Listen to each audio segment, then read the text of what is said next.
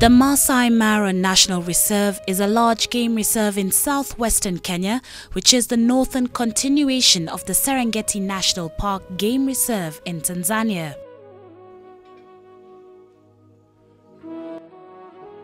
It is famous for its exceptional population of big cats, game, and the annual migration of zebra and wildebeest from the Serengeti every year, an occurrence that qualifies it as a much sought-after tourist attraction site. The phenomenon has come with the establishment of significant number of lodges and camps, as well as a good number of airstrips to facilitate touristic needs. However, one camp, the Mara Intipid, has carved itself a niche, opting to go beyond catering to the needs of tourists by extending a helping hand to the Maasai, an indigenous community residing within the Mara. On this particular occasion, Mara Intipid, a constituent of the Heritage Group of Hotels, in collaboration with a group christened the Medical and Educational Aid to Kenya, otherwise known as MEEK, came to the rescue of the large number of Maasai tribesmen weighed down by terminal eye ailments by setting up a free eye clinic, the location being the Mara Intipid. So just how did this Mara Safari Eye Camp come to be? We started MEEK really in a small way when we first came to Kenya in 1982. Like most people, we immediately fell in love with the country. We started to bring a few pens and pencils out for distributing to the children over here, and it escalated into a situation where we were offered medical consumables, which we were bringing over and bartering these with hospitals for operations for people who needed it. Meet Mike Bellier, the founder and director of MEEK, and he gives us a brief background on the organization. This started us on the medical side, and from there we moved into doing medical missions in the fields of, first initially in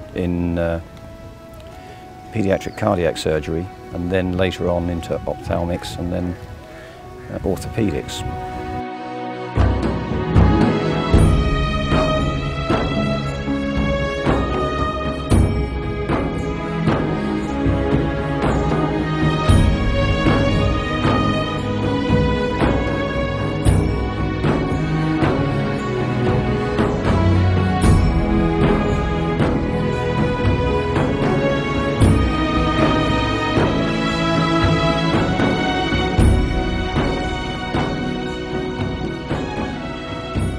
We could not help but wonder what inspired him to start this foundation in Kenya.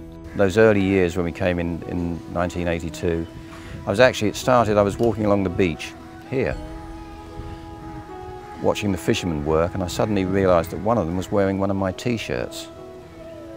So I said to my wife, "That guy's got my t-shirt on." She said, "Yes." I said, "Well, why has he got my t-shirt on?" She said, "Well, I gave it to him." I said, "Well, why did you give him my t-shirt?" And she said, "Well, he needs it more than you do." And of course, I couldn't argue with that. He did need it more than I did. So that started us off. Heritage Hotels, which prides itself as a brand, hosting a good number of top-of-the-range hospitality facilities around the country and beyond, came across the MEEK team, an outfit marshalled by Mike Bellier and his wife Dee Bellier, as they were headed for one of their several missions. It is this remarkable meeting that charted a long-standing partnership that has seen many sad faces regain smiles that were long gone. When you are able to help a child who's seriously ill, you wouldn't be human if you didn't get a great deal of warmth and pleasure out of being able to put them right. But strangely, I think to some extent I get even more pleasure out of seeing the faces of the parents of these children. As a parent myself, I can imagine the anguish that you must have if you have a child who's seriously ill and you actually haven't got the resources to help them. Behind Mike's success is his wife Dee Bellier. Dee plays an integral role to ensure the smooth running and success of MEEK's projects. She combs the country far and wide, sinking deep into the remote areas in search of patients in urgent need of either eye or heart surgeries. As you have heard, eye operations are not the only thing they do, but we shall cover the heart operations in part 2 of this documentary.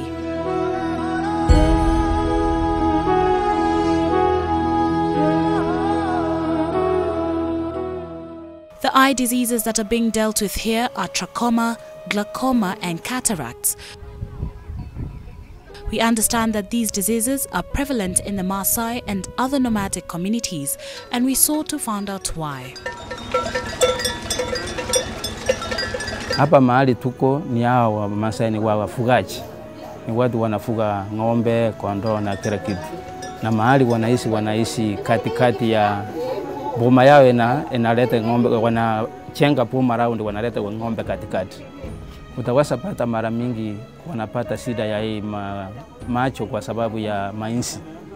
Unapata insi zinaangukia hata watoto wakikuwa wadogo, mtoto hawezi fukusa kwa sababu hawezi. Na hata hao wenyewe wako na belief ya kusema ati ukifukusa hiyo ni utajiri unafukusa. Trachoma, it is a communicable disease and it is easily spread by flies, especially those people who stay with animals, they sleep with them. From animals, they spread to the people around them. And the hygienic status contributes a lot. They don't like taking a bath, and that is how it spreads. So how do they go about doing their work? They start by screening the patients, as can be seen here.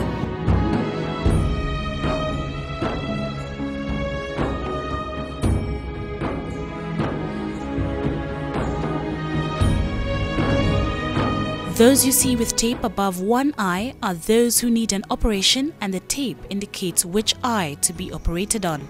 However, not all are lucky, and as such, some have to be sent home because they've either gone completely blind or are slowly but irreparably going blind.